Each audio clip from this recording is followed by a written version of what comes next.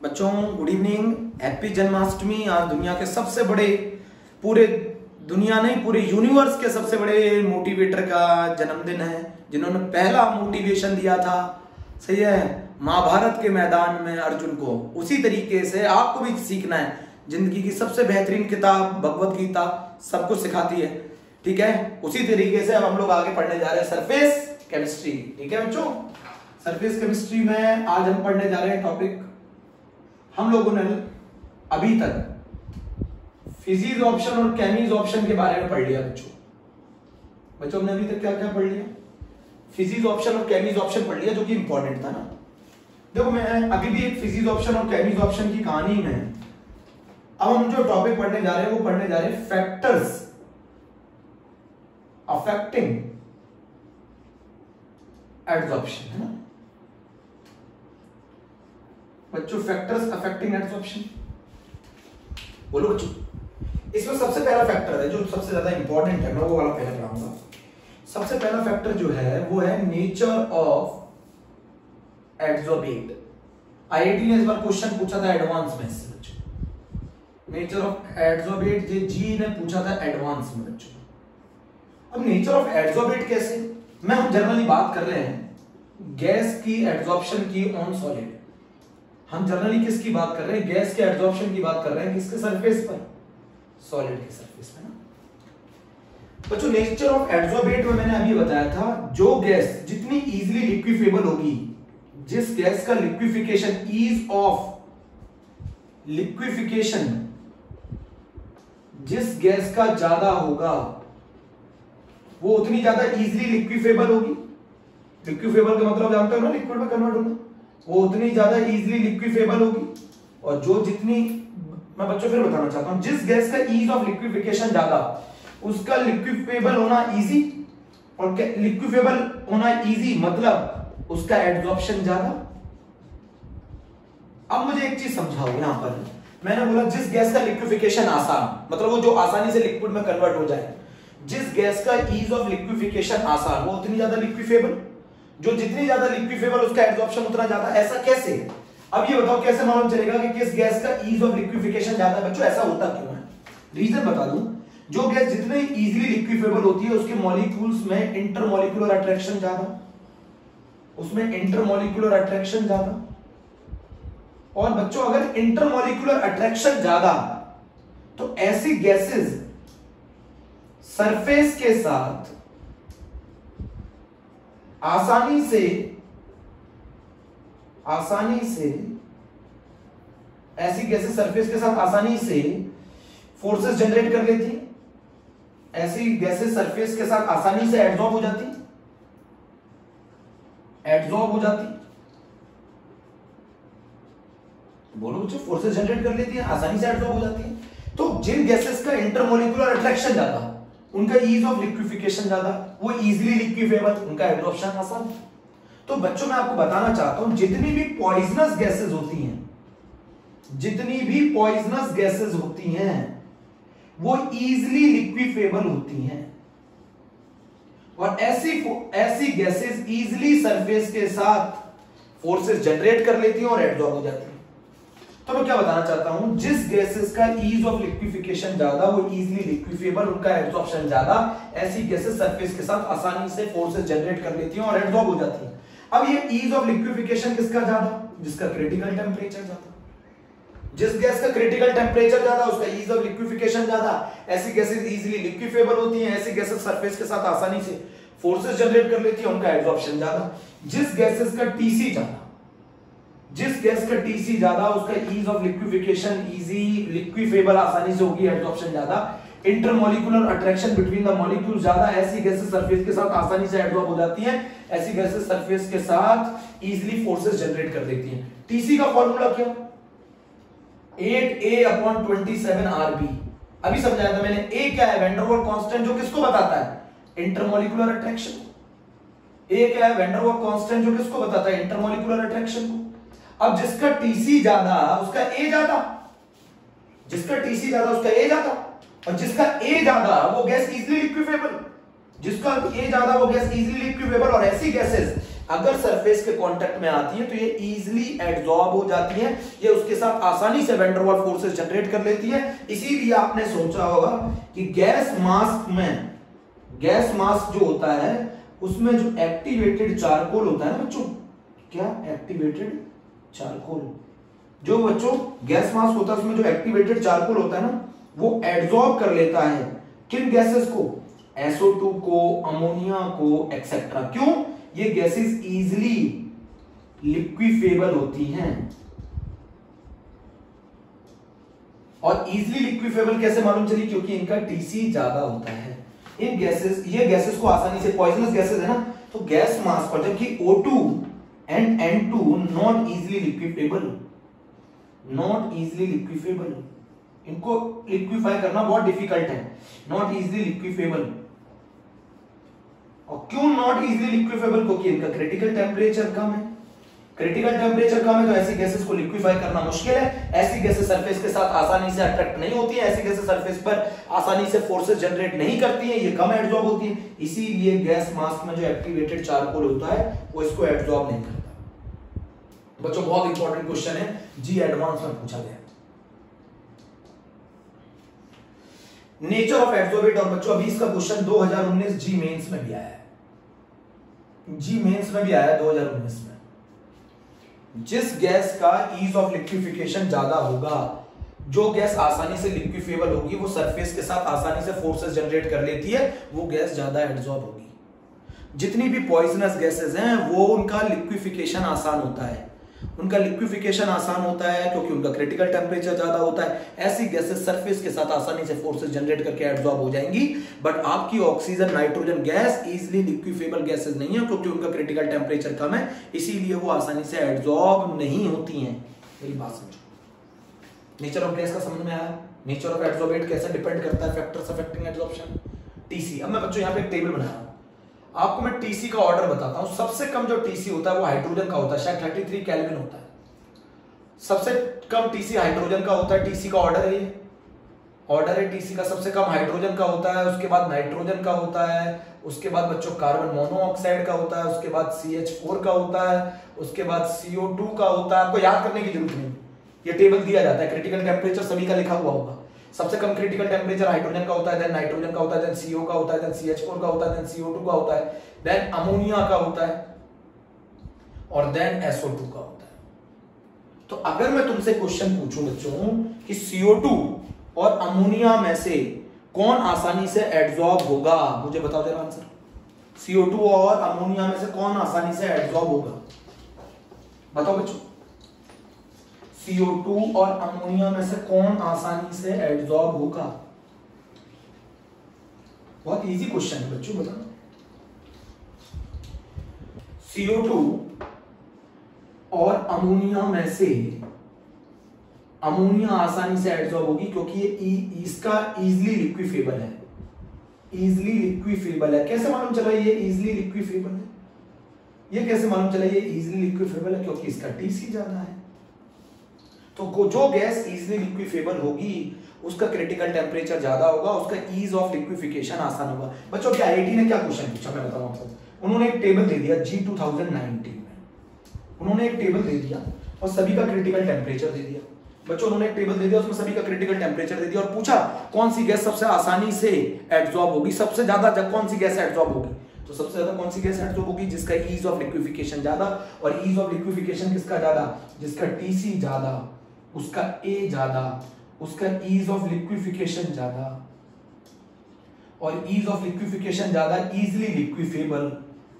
और जो gas easily लिक्विफेबल होगी उसके मॉलिक्यूल सरफेस के साथ आसानी से फोर्सेस जनरेट करके ज्यादा एब्जॉर्प्शन करेंगे। ये कहानी है, आप इसको मेन पॉइंट में लिख लो इंपॉर्टेंट करके। ये हमने पहला फैक्टर पढ़ लिया है कि कैसे नेचर ऑफ गैस, कैसे नेचर ऑफ एब्जॉर्बेट वो फैक्टर है जिस पर एब्जॉर्प्शन डिपेंड करता है।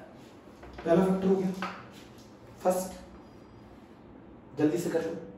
फर्स्ट टीसी ज्यादा, ए ज्यादा, ईज ऑफ लिक्विफिकेशन ज्यादा, लिक्विफेबल ज्यादा होगी, ऐसी गैसेस सरफेस के साथ इजीली फोर्सेस जनरेट करके एब्जॉर्ब हो जाती है। बच्चों ये क्वेश्चन जो मैंने अमोनिया और CO2 का कराया था ये बोर्ड में आया हुआ क्वेश्चन है, ठीक है।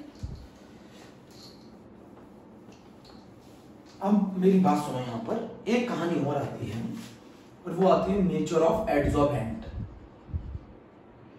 नेचर ऑफ एड्सॉर्बेंट में बच्चों दो फैक्टर है, मैं बताता हूं आपको। नेचर ऑफ एड्सॉर्बेंट में दो फैक्टर है। पहला, एक एड्सॉर्बेंट जिसके ऐसा एड्सॉर्बेंट जिसके सरफेस पर रेजिडुअल मतलब सरफेस की फोर्सेस, रेजिडुअल फोर्सेस, ऐसा एड्सॉर्बेंट जिसके सरफेस में रेजिडुअल फोर्सेस ज्यादा, मतलब एनर्जी ज्यादा मतलब स्टेबिलिटी कम। तो ऐसा सरफेस क्या चाहेगा?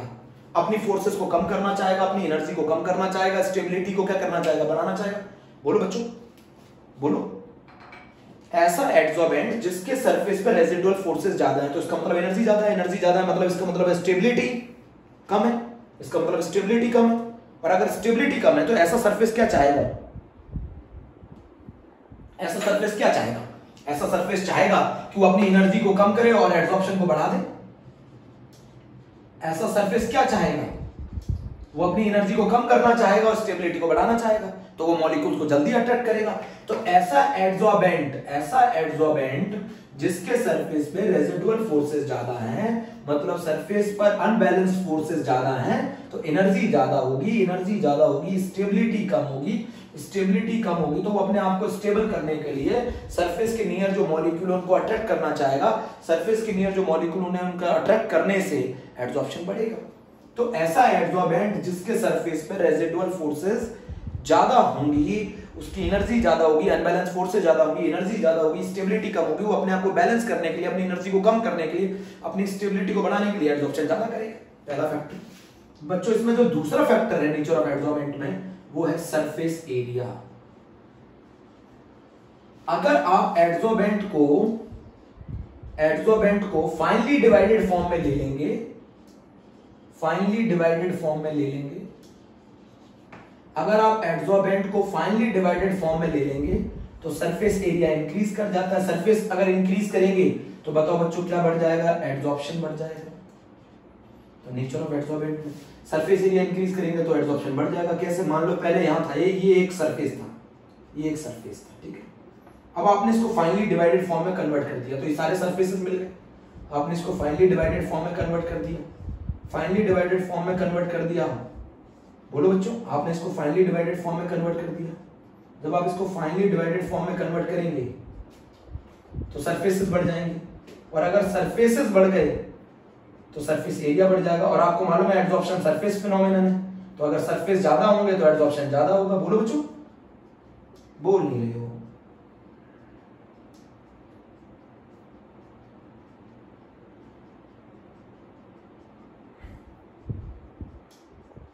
बच्चों बोलो, सरफेस एरिया ज्यादा होगा तो एड्सॉर्प्शन ज्यादा होगा। बोलो, जितना ज्यादा सरफेस एरिया होगा, सरफेस एरिया कब ज्यादा होगा? फाइनली डिवाइडेड फॉर्म में। मान लो अगर इस बोर्ड को तोड़ दूंगा तो और सरफेसेस बढ़ जाएंगे। मान लो पहले अगर मैंने एक पार्टिकल ले रखा है, इसको अगर मैं ऐसे काट दूं तो और सरफेसेस बढ़ गए, इसको और काट दूं और सरफेसेस बढ़ गए, और कर दिए। तो जितना ज्यादा, इसीलिए आपने देखा होगा चारकोल वगैरह पाउडर्ड फॉर्म में लिए जाते हैं, क्योंकि पाउडर्ड फॉर्म में लेंगे तो वो फाइनली डिवाइडेड फॉर्म में है, सरफेस एरिया बढ़ जाएगा, सरफेस एरिया बढ़ जाएगा तो एड्सॉर्प्शन बढ़ जाएगा, तो अगर एड्सॉर्बेंट को आप जितना ज्यादा फाइनली डिवाइडेड पाउडर्ड फॉर्म में लेंगे, उसका सरफेस एरिया उतना ज्यादा होगा, उसका एड्सॉर्प्शन उतना ज्यादा होगा। तो बच्चों ये फैक्टर आ गया हमारा second factor, nature of adsorbent पर एड्सॉर्प्शन कैसे डिपेंड करता है। नेचर ऑफ एड्सॉर्बेंट पे एड्सॉर्प्शन कैसे डिपेंड करता है, वो ये है। बोलो बच्चों, क्लियर है? देखो, नेचर ऑफ एड्सॉर्बेंट में रेजिडुअल फोर्सेस, अगर सरफेस पे अनबैलेंस्ड फोर्सेस ज्यादा हैं तो एनर्जी ज्यादा होगी, तो स्टेबिलिटी कम होगी। तो ऐसा सरफेस क्या चाहेगा? जल्दी से पार्टिकल को एब्जॉर्ब करना चाहेगा, जिससे वो अपने एनर्जी को क्या कर सके, कम कर सके, स्टेबिलिटी को बढ़ा सके, अपनी फोर्सेस को बैलेंस कर सके, तो वो एब्जॉर्प्शन ज्यादा करेगा। तो जिस एड्सॉर्बेंट के सरफेस पर रेजिडुअल फोर्सेस ज्यादा होंगी, वो सरफेस ज्यादा एब्जॉर्प्शन करेगा। बट मेन पॉइंट ये है कि जितना ज्यादा आप एड्सॉर्बेंट को फाइनली डिवाइडेड फॉर्म में ले लेंगे, उतना उसका सरफेस एरिया बढ़ जाएगा। सरफेस एरिया बढ़ जाएगा तो उसके एब्जॉर्ब करने की टेंडेंसी बढ़ जाएगी, मतलब उसका एब्जॉर्प्शन बढ़ जाएगा। मान लो ये पहले एक ही सरफेस था, इसको अगर मैं टुकड़ों में तोड़ दूं, पाउडर फॉर्म में तोड़ दूं, तो सरफेस एरिया बढ़ेगा। और आपको मालूम है एब्जॉर्प्शन सरफेस फिनोमेनन, जितना सरफेस एरिया बढ़ेगा उतना सरफेसेस की अनबैलेंस फोर्सेस बढ़ेंगी, उतना ज्यादा वो क्या करेगा, एब्जॉर्प्शन करेगा। बोलो बच्चों, ठीक है? तो ये हमने पढ़ लिया नेचर ऑफ एड्सॉर्बेंट, है ना। तो दो फैक्टर हो गए बच्चों जिसके ऊपर हमारा एड्सॉर्प्शन डिपेंड करता है, एक नेचर ऑफ एड्सॉर्बेंट और एक नेचर ऑफ एड्सॉर्बेंट पे। सरफेस एरिया भी बता दिया है, ठीक है। तीसरा जो फैक्टर है वो अभी आप पढ़ के आ चुके हैं और वो है टेम्परेचर। अगर आप इफेक्ट ऑफ टेम्परेचर देख रहे हैं बच्चों, तो मैं आपको पहले दो चीजों से समझाना चाहता हूँ। इफेक्ट ऑफ टेम्परेचर में जो ये कहानी मैं लिख रहा हूँ, एक गैस सॉलिड पर एड्सॉर्ब होगी और उनके बीच में एक इक्विलिब्रियम एस्टेब्लिश हो जाएगा और ये कहलाएगा एड्सॉर्प्शन। ये कैसा फिनोमेना है। मैं जनरली ये जो बात कर रहा हूँ बच्चों, ये मैं किसकी कर रहा हूँ आप समझ गए होंगे, मैं फिजिक्स ऑप्शन की कर रहा हूँ। जनरली मैं ये जो बात कर रहा हूँ ये फिजिक्स ऑप्शन की कर रहा हूँ। आपको मालूम है एड्सॉर्प्शन एक एक्सोथर्मिक फिनोमेना है। गैस और सॉलिड जब एड्सॉर्ब होंगे, एड्सॉर्प्शन होगा, तो ये एक रिवर्सिबल स्टेप होता है। कौन सा रिवर्सिबल होता है आपको अच्छी तरह मालूम है, फिजिक्स ऑप्शन। फिजिक्स ऑप्शन ही रिवर्सिबल होता है ना, केमिकल ऑप्शन तो इरिवर्सिबल होता है। गैस सॉलिड पर एड्सॉर्ब हुई, एड्सॉर्प्शन हुआ, डेल्टा एच की वैल्यू नेगेटिव। अगर आप टेम्परेचर बढ़ा देंगे तो अकॉर्डिंग टू ली-चैटलियर प्रिंसिपल, टेम्परेचर बढ़ाने पर रिएक्शन बच्चों बैकवर्ड शिफ्ट हो जाएगी। भाई ये तो अपनी हीट कम कर रहा है, हीट रिलीज करके, ये तो अपनी एनर्जी कम कर रहा है, हीट रिलीज करके, और आप इसे टेम्परेचर देंगे तो ये क्या दे रहे हैं, आप इसको एनर्जी दे रहे हैं, तो ये रिएक्शन क्या करेगा, reaction shift in backward direction. और रिएक्शन अगर बैकवर्ड डायरेक्शन में शिफ्ट होगी तो डिसॉर्प्शन होगा बच्चों। तो अगर एक गैस एक सॉलिड पर एड्सॉर्ब होती है, एड्सॉर्प्शन होता है, ये रिवर्सिबल फिनोमेना है। डेल्टा एच की वैल्यू नेगेटिव। मैं जनरली जो बात कर रहा हूँ फिजिक्स ऑप्शन की कर रहा हूँ। टेम्परेचर कम बढ़ाएंगे तो हट जाएंगे और टेम्परेचर कम करेंगे तो चिपक जाएंगे। फिजिक्स ऑप्शन में यही होता है। टेम्परेचर कम करेंगे तो reaction shift in forward direction. Water पे आप देखो, ठंडी बोतल पर वाटर की ड्रॉपलेट एड्सॉर्ब होती हैं। जैसे इस बोतल को गर्म करोगे वो मॉलिक्यूल हट जाएंगे, जैसे ही ठंडा करोगे वो ड्रॉपलेट्स आ जाएंगी।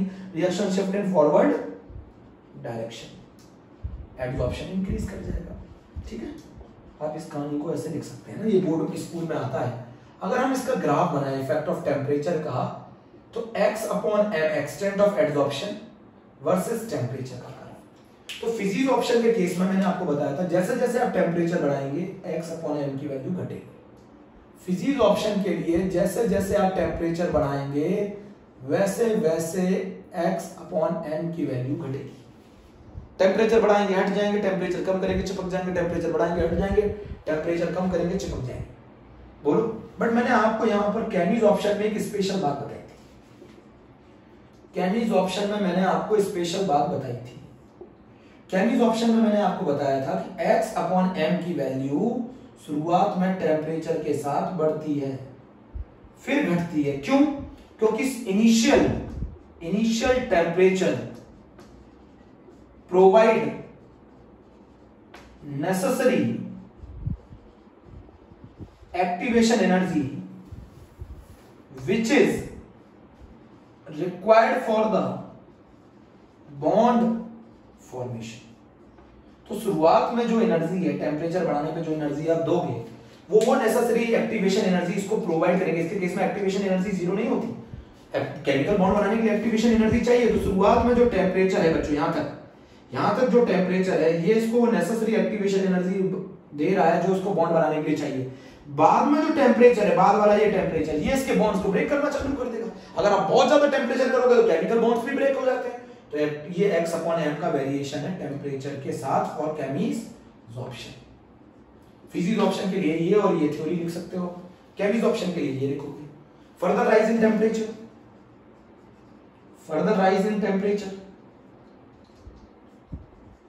Break the bonds, x/m decreases. ठीक, लिख लेंगे इतना रीजन, फटाफट जल्दी से कर लीजिए। इफेक्ट ऑफ टेम्परेचर भी नोट हो गया बच्चों, इफेक्ट ऑफ टेम्परेचर भी हो गया, इफेक्ट ऑफ टेम्परेचर भी हो गया बच्चों, जल्दी से कर लीजिए इफेक्ट ऑफ टेम्परेचर।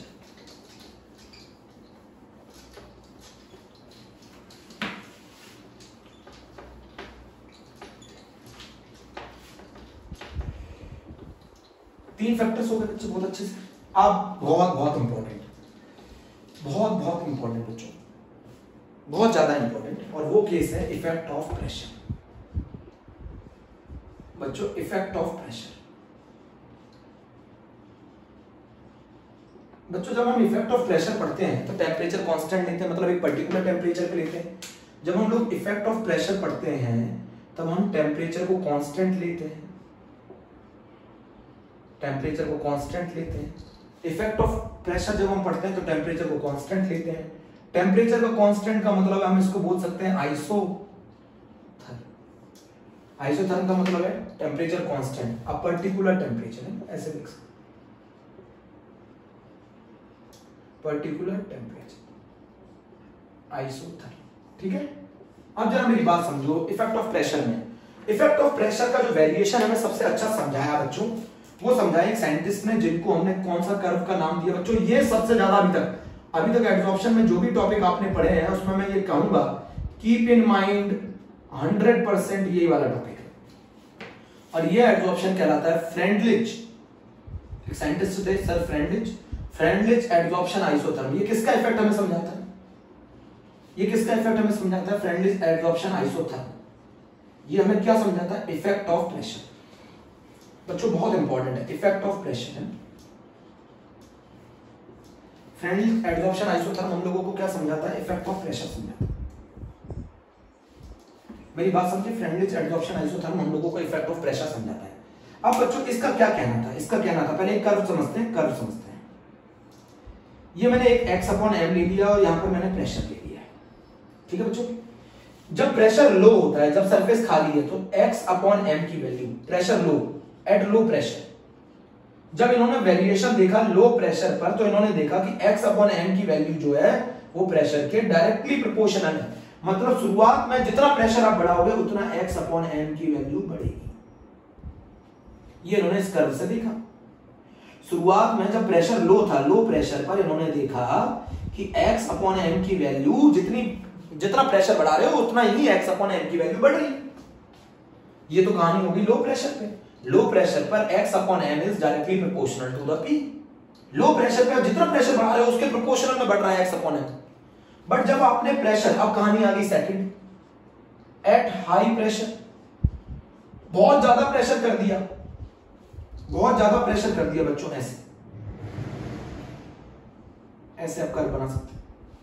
बहुत ज्यादा प्रेशर कर दिया, इस प्रेशर को बोला जाता है सैचुरेशन प्रेशर।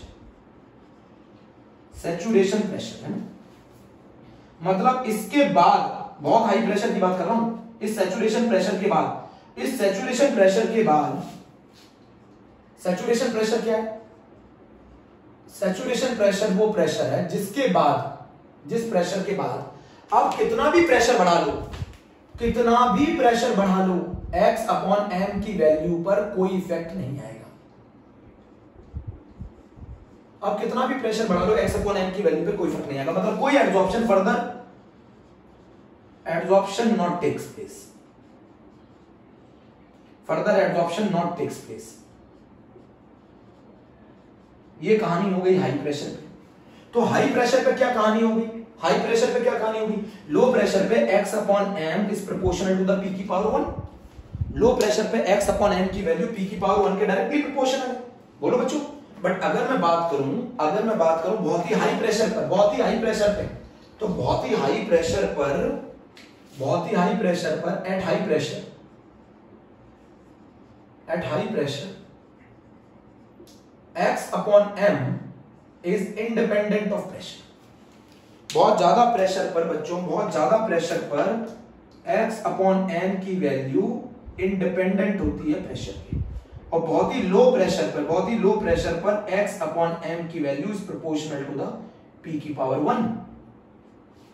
तो अब कहानी क्या आई, सर फ्रेंडलिच एब्जॉर्प्शन आइसोथर्म ने बताया कि मॉडरेट प्रेशर पे क्या कहानी होगी, मॉडरेट प्रेशर पे किसके कैसे प्रोपोर्शनल होगा x/m प्रेशर के। तो मॉडरेट प्रेशर पर x/m is proportional to the p की पावर 1/n। ये रहा मॉडरेट प्रेशर की कहानी बच्चों, ये रही मॉडरेट प्रेशर की कहानी। ये कहानी है मॉडरेट प्रेशर की। मॉडरेट प्रेशर पर x/m की वैल्यू इज p की पावर 1/n के प्रोपोर्शनल होगी। लो प्रेशर पर x/m p की पावर 1 के डायरेक्टली प्रोपोर्शनल है। हाई प्रेशर पे x/m पी की प्रेशर के इंडिपेंडेंट है, तो मॉडरेट प्रेशर पे x अपॉन m कैसे वेरी करेगा ये बताया था। This is not the Freundlich adsorption isotherm, this is not the Freundlich adsorption isotherm, this is the Freundlich adsorption isotherm. Moderate pressure पर x अपॉन m कैसे vary करता है प्रेशर के साथ वो बताया था सर किसने, सर फ्रेंडलिस्ट ने। x अपॉन m की वैल्यू मॉडरेट प्रेशर, इसको बोला जाता है फ्रेंडलिस्ट एडसॉर्प्शन आइसोथर्म। इसकी बेसिकली कहानी क्या है, इसकी बेसिकली कहानी ये है कि इसने बताया कि इफेक्ट ऑफ प्रेशर क्या होगा जब प्रेशर बहुत कम होता है, मतलब शुरुआत में, तो शुरुआत में जितना ज्यादा प्रेशर आप बढ़ाते जाओगे उतने मॉलिक्यूल्स एडसॉर्ब होते जाएंगे। बहुत ज्यादा प्रेशर पर अब जब एडसॉर्प्शन हो चुका है, इससे ज्यादा एडसॉर्प्शन नहीं हो सकता, आप कितना भी प्रेशर बढ़ा लो अब वो फर्दर एडसॉर्प्शन नहीं हो सकता। ये कहानी क्या है, बहुत ही हाई प्रेशर पे। तो सर फ्रेंडलिस्ट ने बताया कि मॉडरेट प्रेशर पर x अपॉन m कैसे वेरी करेगा, तो मॉडरेट प्रेशर पर x अपॉन m जो वेरी करेगा वो p की पावर 1/n करेगा मॉडरेट प्रेशर पे। बोलो बच्चों, अब यहां पे लिख दूं इस कहानी को, इतना लिख लिया, नोट कर लो, स्क्रीनशॉट ले लो। मॉडरेट प्रेशर पर x upon m is proportional to the p की power 1/n। At high pressure x upon m is independent of pressure, at high pressure x upon m is independent of pressure, p की power 0। बोलो बच्चों, तो ये 1/n की जो value है वो 1 और 0 के बीच में ही होगी ना भाई, 1/n की जो वैल्यू है वो 1 और 0 के बीच में होगी। तो अगर मैं यहां लिखना चाहूं तो जो ये 1/n है ये 0 से लेके 1 के बीच में लाया करता है। ये बोर्ड एग्जाम में पूछा गया है, नीट के एग्जाम में 2012 और 2013 में, नीट में पूछा गया 2012 में कि इस 1/n की वैल्यू किसके बीच में लाया करती है। बोलो बच्चों, अभी फिर से सिखाऊंगा। तो इफेक्ट ऑफ प्रेशर में हमें क्या पढ़ना है, फ्रेंडलिस्ट एडसॉर्प्शन आइसोथर्म पढ़ना। इफेक्ट ऑफ प्रेशर में हमें क्या पढ़ना है, फ्रेंडलिस्ट एडसॉर्प्शन आइसोथर्म।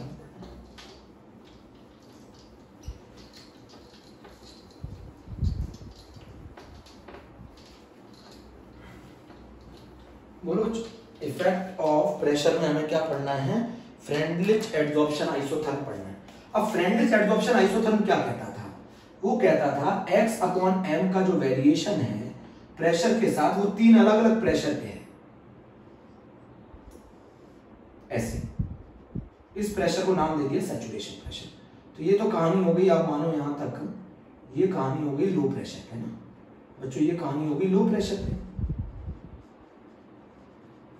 यहां कहानी हो गई हाई प्रेशर पे, यहां से जहां से सैचुरेशन हो गया, जहां से सैचुरेशन आ गया वो कहानी हो गई हाई प्रेशर पे, ये कहानी हो गई हाई प्रेशर। और ये बीच की कहानी हो गई बच्चों मॉडरेट प्रेशर। तो x अपॉन m का वेरिएशन हमें 3 प्रेशर पे चेक करना है, एक लो प्रेशर पर, एक मॉडरेट प्रेशर पर, एक हाई प्रेशर पे। तो एट लो प्रेशर जब बिल्कुल सरफेस खाली था, प्रेशर आपने जितना बढ़ाया x अपॉन m की वैल्यू उसी प्रोपोर्शन में बढ़ी, तो x upon m is proportional to the p की पावर 1। एट हाई प्रेशर बताइए मुझे, एट हाई प्रेशर क्या कहानी है, at high pressure x upon m is proportional to the p की पावर 0। इसके बाद आप कितना भी प्रेशर बढ़ा लो, इसके बाद आप कितना भी प्रेशर बढ़ा लो, एडसॉर्प्शन में कोई चेंज नहीं आएगा, एडसॉर्प्शन उतना ही होगा, उससे ज्यादा एडसॉर्प्शन नहीं हो सकता, नो चेंज। अब बात आती है किसकी बच्चों, अब बात आती है मॉडरेट प्रेशर।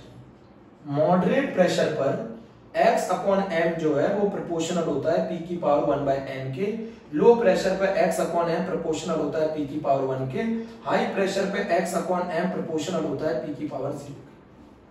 तो मॉडरेट प्रेशर पे कहानी आ गई बच्चों,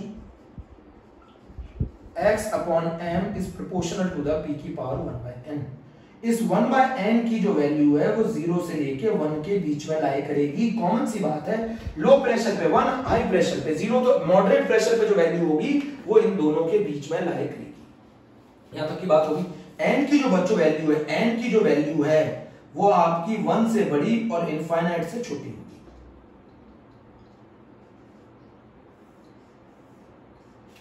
ठीक है बच्चों, n की जो वैल्यू है वो 1 से बड़ी और इनफाइनाइट से छोटी होगी। भाई मॉडरेट प्रेशर में लेना है तो 1/n, तो इसके बीच में आना चाहिए 1 और 0 के बीच में। तो 1 और 0 के बीच में कब आएगा, जब n 1 से बड़ा होगा और इनफाइनाइट से छोटा होगा। ठीक है, n जब 1 से बड़ा होगा और इनफाइनाइट से छोटा होगा। पहले इतनी कहानी कर लीजिए, बहुत इंपॉर्टेंट है। इतनी कहानी हो गई बच्चों, इतनी कहानी हो गई, जरा समझ लो। तो इसने इफेक्ट ऑफ प्रेशर बताया, लो प्रेशर पे x अपॉन m कैसे वेरी करता है, हाई प्रेशर पे x अपॉन m कैसे वेरी करता है, और मॉडरेट प्रेशर पर x अपॉन m कैसे वेरी करता है। सुनिए ना, मॉडरेट प्रेशर पर x अपॉन m कैसे वेरी करता है। अब जरा बच्चों मेरी बात सुनना बहुत ध्यान से। अब बहुत आसान है, अगर कोई आपसे पूछे फ्रेंडली एडसॉर्प्शन आइसोथर्मल, बोर्ड में बच्चों 3 मार्क्स में आता है, तो क्या बता दो, लो प्रेशर पर x upon m directly proportional है, बहुत ज्यादा प्रेशर पे x अपॉन m इंडिपेंडेंट है, बट मॉडरेट प्रेशर पे इस कंडीशन को बोला जाता है फ्रेंडली एडसॉर्प्शन आइसोथर्मल। इस कंडीशन को बोला जाता है बच्चों फ्रेंडली एडसॉर्प्शन आइसोथर्मल। क्वेश्चन पूछा था फ्रेंडली एडसॉर्प्शन आइसोथर्मल ने क्या बताया था आईआईटी ने, तो फ्रेंडली एडसॉर्प्शन आइसोथर्मल ने बताया था x upon m is proportional to the p की पावर 1/n। अच्छा मुझे एक चीज बताओ, x अपॉन m और p के बीच में ऐसा कर्व दे दिया गया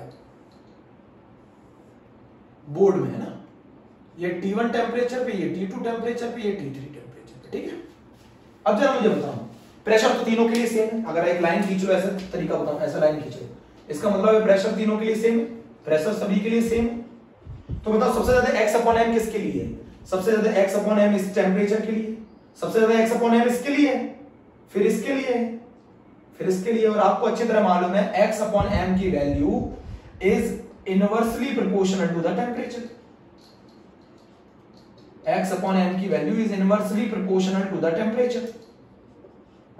टेम्परेचर बढ़ाओगे तो भाग जाएंगे, टेम्परेचर कम करोगे तो चिपक जाएंगे, तो x अपॉन m की वैल्यू इनवर्सली प्रोपोर्शनल होती है टेम्परेचर। तो बताओ सबसे ज्यादा x अपॉन m की वैल्यू क्या है इस टेम्परेचर के लिए, तो ये टेम्परेचर सबसे कम होगा, तो T3 सबसे कम होगा, then T2, then T1। Easy question, CBSE board 2013, CBSE board 2013, बोलो बच्चों, सीबीएसई बोर्ड 2013।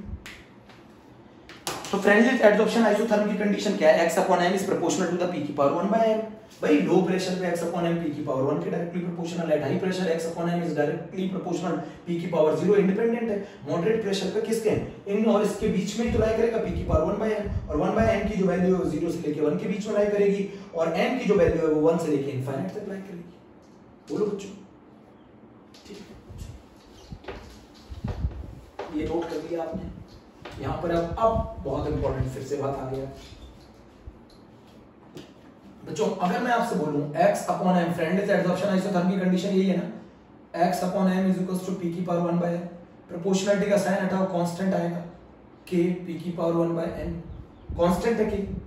अब जरा मुझे बताओ बच्चों, taking log on both side, तो ये बन गया log x upon m, log multiply में प्लस हो जाता है log k plus log p की पावर 1/n, ये 1/n आगे आ जाएगा, तो log x upon m is equals to log k plus 1/n log p। बोलो बच्चों, log x by m is equals to log k plus 1/n log p। अगर मैं एक ग्राफ बनाऊं बच्चों, ये भी बहुत इंपॉर्टेंट, अगर मैं एक ग्राफ बनाऊं किसके बीच में, log x by m और log p के बीच में ना, तो बच्चों ये तो हो गया y, ये हो गया x, ये हो गया m और ये हो गया c, तो c हो गया इंटरसेप्ट, c हो गया इंटरसेप्ट, इंटरसेप्ट हो गया log k, log k के ऊपर से स्टार्ट करेगा ये ग्राफ स्ट्रेट लाइन। स्लोप क्या हो गया बच्चों इस लाइन का स्लोप, बहुत आसान मैथ्स पढ़ेगा, 1/n। बच्चों अगर मैं इसको ऐसे ड्रॉ कर लूं, इसको थीटा मान लूं, तो बताओ tan थीटा बराबर क्या होगा, tan थीटा बराबर होगा बच्चों स्लोप, स्लोप बराबर होगा 1/n, और 1/n बराबर होगा y/x, ये y और ये x। स्लोप क्या होगा इस स्ट्रेट लाइन का 1/n, तो tan थीटा बराबर स्लोप, स्लोप बराबर 1/n, और 1/n कभी भी आपको निकालना है तो इस तरीके से आप निकाल सकते हो y/x करके। जरा चेक करो बच्चों, जरा चेक करो, अगर आपसे इतना ना पूछे, मैं फिर से समझा देता हूं इस चीज को मैं फिर से समझा देता हूं। देखो इस लाइन का स्लोप क्या होगा मुझे जरा बताओ, इस कर्व का स्लोप क्या होगा, log x by m versus log p, this is a straight line, इसका स्लोप क्या होगा बताओ 1/n, इंटरसेप्ट क्या होगा बच्चों इसका log k, है ना। अब जरा मुझे एक चीज बताओ, ये तो होगी कहानी इसकी स्लोप की, है ना। अगर ये स्लोप आपको ना दिया जाए तो कैसे निकाल सकते हो, स्लोप को कैसे निकाल सकते हो अगर ना दिया जाए, ये आईआईटी ने पूछा बच्चों G 2019 में, ये आईआईटी ने पूछा।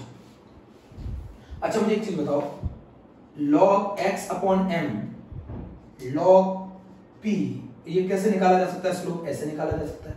इसको मान लो अगर थीटा मान लो, इसको y मान लो, इसको x मान लो, तो बताओ क्या हो सकता है? tan theta is equal to y by x बराबर स्लोप। और स्लोप किसके बराबर है बच्चों? स्लोप किसके बराबर है इस स्ट्रेट लाइन का? 1 बाय n। तो आपको इससे क्या मिल जाएगी? बताओ बच्चों, वैल्यू किसकी वैल्यू मिल जाएगी? 1 बाय n की वैल्यू मिल जाएगी। और 1 बाय n की वैल्यू अगर मिल जाए तो आप फ्रेंडलिच एडसॉर्प्शन आइसोथर्म लिख सकते हो, x upon m is proportional to the p की power 1 by n। x upon m is proportional to the p की पावर 1 बाय n। तो आईआईटी ने जो क्वेश्चन पूछा उसमें y दे रखा था, x दे रखा था, 1 बाय n की वैल्यू पूछ रहा था, तो बड़ा आसान था, y by x is equal to slope. और log x upon m versus log p के बीच में जो स्लोप होता है वो 1 बाय m के बराबर होता है, और 1 बाय m की वैल्यू y बाय x के बराबर होगी, और वो यहाँ पे आप पुट कर देना, क्वेश्चन करा लो। बोलो बच्चों, चेक कर लेना, मुझे बताना फिर डाउट है, फिर मुझे डाउट बताना, ठीक है? फिर मुझे डाउट बताना, क्वेश्चन करा दो। देखो बच्चों, दो क्वेश्चन आए थे। एक क्वेश्चन आया log x by m versus log p straight line, this is 2 this is 4। पूछ रहे थे कौन सा रिलेशन सही है? x upon m is p की power 1, x upon m is proportional to the p की power 0, x upon m is proportional to the p की power 1 by 2, x upon m is proportional to the p की power 2। करके बताओ, करके बताओ कौन सा रिलेशन सही है? जल्दी बताओ मुझे, करके जल्दी बताओ बच्चों, करके बताओ कौन सा रिलेशन सही है? मुझे बताओ जल्दी से, कौन सा रिलेशन सही है?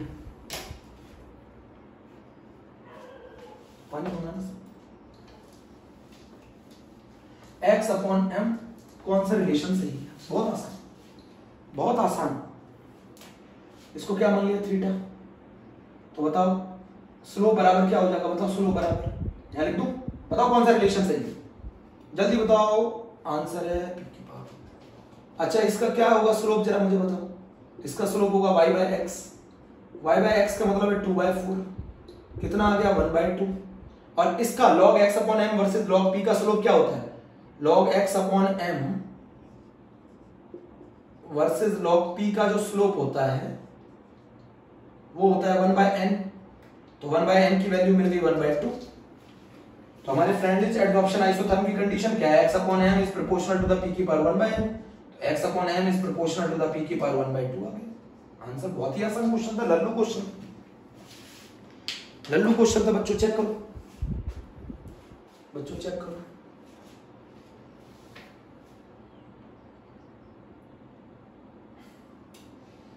चेक करो, ठीक है? अब एक क्वेश्चन आप मुझे बताइएगा करके, ठीक है? आंसर चाहिए मुझे। आप कमेंट में मुझे आंसर लिखकर बताएंगे, ठीक है? मैसेज में मुझे आप आंसर लिखकर बताएंगे। क्वेश्चन है, ये भी जी का क्वेश्चन है, 2019 अप्रैल है बच्चों। क्वेश्चन क्या था? log x upon m log p straight line, ये 2 और ये 3। क्वेश्चन पूछ रखा था x upon m is proportional to the p की पावर a। तो मुझे बताइए a की वैल्यू कितनी होगी? 2 बाय 3। a की वैल्यू कितनी होगी? 1 बाय 3। a की वैल्यू कितनी होगी? 1, और a की वैल्यू होगी 0। चलिए ये क्वेश्चन है आपका, मुझे आंसर चाहिए, ठीक है? तो यहां पर हमारा कौन सा आइसोथर्म खत्म हो गया? Freundlich iso. क्या बताओ फ्रेंडलिच एडसॉर्प्शन आइसोथर्म में क्या बताया था? उन्होंने बताया कि जब प्रेशर बहुत कम होता है तो x अपॉन m प्रोपोर्शनल होता है प्रेशर के। ये कहानी कब है? जब प्रेशर लो होता है, एट लो प्रेशर। जब प्रेशर बहुत ज्यादा होता है, सैचुरेशन कंडीशन आ गई, अब इससे ज्यादा आप एडसॉर्प्शन कर ही नहीं सकते, तो x upon m is proportional to the p की पावर 0। ये बहुत ही हाई प्रेशर पर है, बहुत ही हाई प्रेशर पर है, ठीक है? अब थर्ड कंडीशन क्या है? मॉडरेट प्रेशर की कहानी क्या है? तो मॉडरेट प्रेशर की कहानी है x upon m is proportional to the p की पावर 1 बाय n। तो ये 1 बाय n की वैल्यू किसके बीच में लाई करेगी? 0 और। ओके बच्चों, थैंक यू। इस क्वेश्चन का आंसर जो है वो ये है। चलिए